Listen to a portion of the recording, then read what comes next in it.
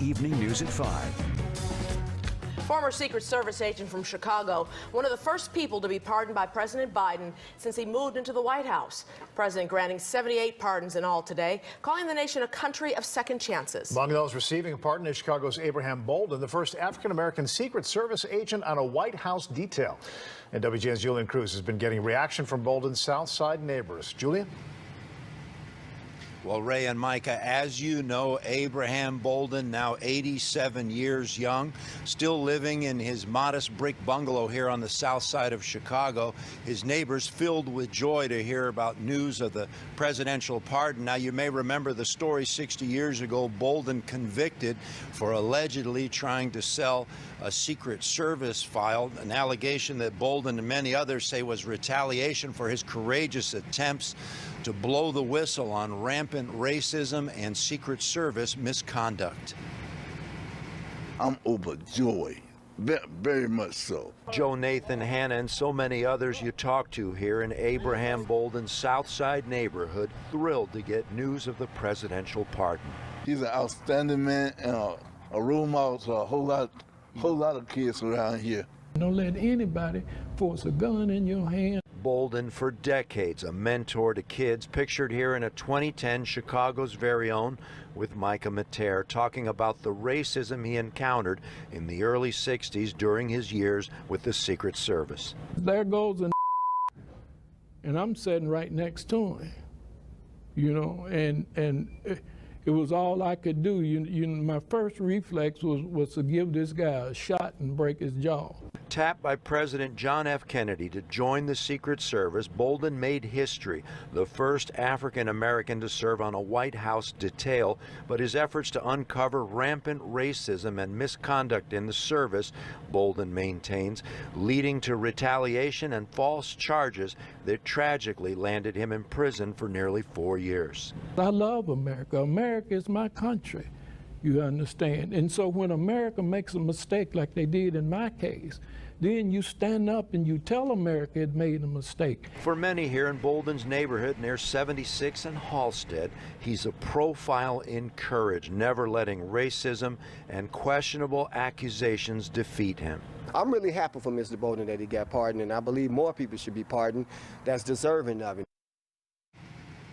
And so many people we talked to here familiar with his story say that this pardon was long overdue. Now, we hope to get a few words from Mr. Bolden this evening, and we'll get his reaction to the pardon coming up in the 6 o'clock hour.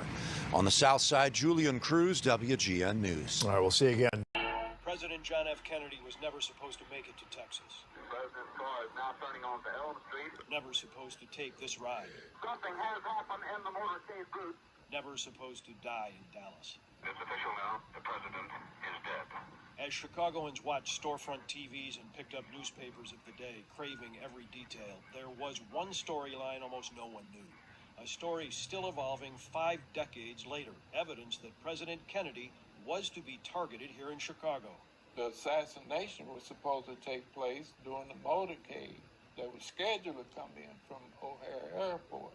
According to this Chicagoan and former JFK bodyguard, and from these FBI and Secret Service reports obtained by the I-Team, it is clear there were 2 plans by different groups intent on killing the president in Chicago weeks before Dallas. In October 1963, the White House had publicly announced JFK's plans to fly into Chicago on November 2nd. He was to land at O'Hare, as he had many times, would be greeted by Mayor Daley as usual, and would attend this Army Air Force football game at Soldier Field. Records reveal one Chicago plot had been developed by radical Cuban exile Homer Echeverria, a known smuggler of automatic weapons and machine guns. Echeverria had made mention that a plan was underway to assassinate President Kennedy, and it was going to be successful. He said, we were going to get him. Bolden says Echeverria told a Secret Service informant that his group would take care of Kennedy. In a boarding house just off the highway from O'Hare and linked to Echeverria, authorities found high-powered rifles, ammo, and Kennedy motorcade maps. But then, according to Agent Bolden, FBI officials, jealous of the Secret Service getting all the glory, undermined the Cuban investigation. The FBI was sabotaging this case. They blew the cover of the Secret Service agent. Yes, they blew the cover of the informant for the Secret Service. The Cubans disappeared just as a second Chicago plot surfaced. At this intersection, a right-wing radical under surveillance for publicly threatening Kennedy was arrested. Ex-Marine Thomas Valley had high-powered rifles and ammo in his car trunk and was en route to a job that would give him direct aim at JFK's motorcade as it exited the expressway. An hour later, the White House scrubbed JFK's trip. The president's life was in such severe danger that that's the reason that he canceled the trip to Chicago. Kennedy stayed in Washington. The Soldier Field football game went on without him. 3 weeks later, the assassination that happened in Dallas. President Kennedy has been assassinated. Bolden says it was exactly what was to have happened in Chicago. You think it would have been successful? I think it would have been successful.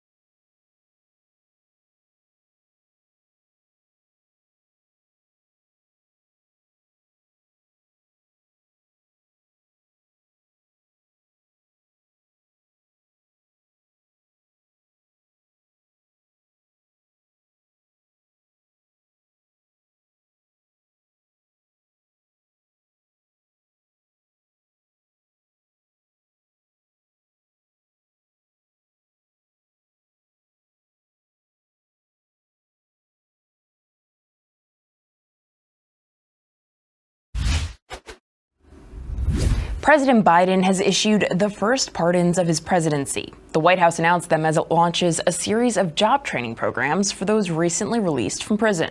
Among those pardoned was a Kennedy-era Secret Service agent. Abraham Bolden was convicted of bribery for trying to sell a copy of a Secret Service file. But later, key witnesses admitted to lying. Despite this, Bolden was denied a new trial. President Biden granted the first pardons of his term. Among them is 86-year-old Abraham Bolden, the first African-American Secret Service agent to serve during the Kennedy administration. The White House said Bolden has steadfastly maintained his innocence, arguing that he was targeted for prosecution and retaliation for exposing unprofessional and racist behavior within the U.S. Secret Service. This as Biden also commuted the sentences of 75 nonviolent drug offenders. And many have been successfully serving their time on home confinement. 6:45, President Biden announces a round of pardons and clemencies. The three pardons include 86-year-old Abraham Bolden Sr., the first black Secret Service agent to serve on a presidential detail under President Kennedy. He was convicted of federal bribery charges. The list also includes 75 commutations, including one for a Charlotte man. In Dallas, there's no better fall guy than Lee Harvey Oswald. In Tampa, another pro-Castro supporter, Gilberto Lopez. And in Chicago, a gun-loving ex-Marine, Thomas Arthur Valley. There was also a Cuba connection. In Valley's background, he had recently been training anti-Castro Cubans. But only 3 days before the president's visit to Chicago, the mob loses its patsy there. Valley is caught during a traffic stop with a trunkload of rifles and ammunition. He's arrested, questioned, but never charged. The same day, there's another fatal blow to the mob's Chicago plan. Someone tips off the FBI that a team of hitmen is there trying to assassinate the president.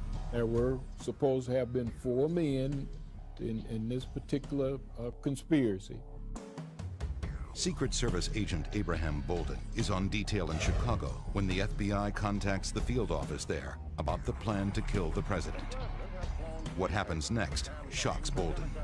We were told no paper trail, that all of the files, notebooks, anything pertaining to that particular case had to be turned in to the special agent in charge, and we were told that case never existed. Kennedy's trip to Chicago is called off at the last minute. The official reason? The president needs to deal with a situation in Vietnam. This cancellation was so sudden, people were already starting to line up along the motorcade route, but the Kennedys were able to keep a lid on this threat, and so it didn't reach the press at that time. The assassination threat is never made public. Agent Bolden later tries to contact the Warren Commission on his own. He knows his superiors will be furious. I think the Secret Service wanted to give one story, and they didn't want to have any conflict by what that they were officially telling the Warren Commission. But days before he's to testify, Bolden is arrested. He's later convicted for bribery and solicitation on an unrelated counterfeit case. He spends 3 years in jail. We've gathered a fairly abundant collection of evidence that Bolden was framed, and here's a guy who was really one of the people doing a great noble job and thought he had information that was really going to help, and for this, his life is destroyed. Why isn't there any mention of this Chicago assassination attempt in the Warren Commission report? It does show how secret those attempts were, and that the secrecy surrounding those attempts were linked to national security concerns related to the coup plan.